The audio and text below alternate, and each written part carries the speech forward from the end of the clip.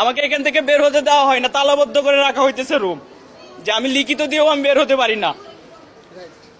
Doctor Yunus sir আমাদেরকে যে আশ্বাসগুলো দিয়েছিল, সেই আশ্বাসগুলো কতটুকু বাস্তবায়ন হচ্ছে সেগুলো নিয়ে আমরা পরবর্তীতে তাদের সাথে বসতে চাইছি, তারা আমাদের সাথে বসতে অনীহা দেখায়। এখান থেকে হসপিটালে তালাবদ্ধ করে রাখতেছে আমাদেরকে, যার কোনো রিলিজ দিচ্ছে। এখন আমরা বাইরে যাব, কথা বলবো সব সময়।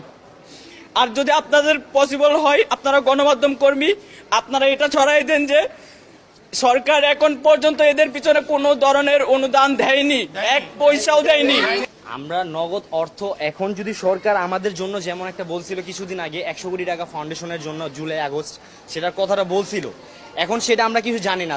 আমাদের আশ্বাস দিয়েছে ডক্টর ইউনূস স্যার, যে বলছে আমরা সবাই মানে যারা যারা ডক্টর স্যারের সাথে দেখা করতে গেছিল সবাইকে আশ্বাস দিয়েছে যে আপনার মনে করেন সবাই চাকরি পাবে, কেউ ভাতা পাবে, কেউ 1 লাখ টাকা করে পাবে, যারা আহত হয়েছে তারা 1 লাখ টাকা করে পাবে, এমন